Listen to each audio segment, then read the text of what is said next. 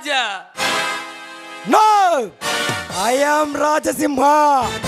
ఈ సిటీకి సింహాన్ని, ఈ స్టేట్కి రాజానే, టోటల్ గా రాజసింహాన్ని.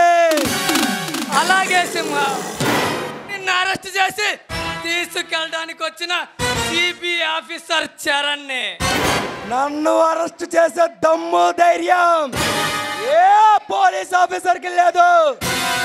అయినా నేను చేసిన నేరం, నువ్వు చేస్తున్న అరాచకాల్ని, అన్యాయంగా రాజకీయ నాయకుల్ని బెదిరిస్తున్నావంట.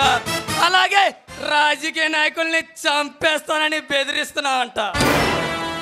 అవే బెదిరింపులు కాదు, వార్నింగ్లు. వాళ్ళు చేసే అన్యాయాలకి నేను విధించే శిక్షలు. అవి చేయటానికి చట్టాలు, న్యాయాలు ఉన్నాయి. చట్టాలను చేతిలో తీసుకోవడం నేరం. చట్టాల నుంచి నువ్వు తప్పించుకున్నా నా చేతుల నుండి తప్పించుకోలేవు.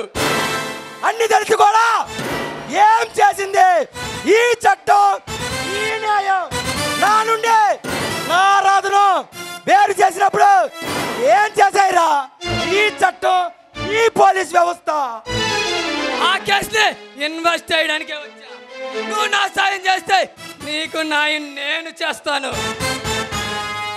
మిస్టర్, నీకు దమ్ముంటే ముందు వెళ్ళి ఆ టైగర్ గారిని అరెస్ట్ చేయి, తర్వాత నా దగ్గరికి రా. పోలీసుల్ని, ప్రజల్ని, రౌడీల్ని బెదిరిస్తున్నామని అరెస్ట్ చేస్తే హైకమాండ్ పై ఒత్తిడి తెస్తున్నాడు వాడు. మీరొక్కళ్ళే సిన్సియర్గా ఉంటే సరిపోదు మిస్టర్ ఆఫీసర్. మిస్టర్ రాజా, ఎప్పటికైనా నీ నిర్ణయం మార్చుకుంటాననుకున్నా. వస్తా.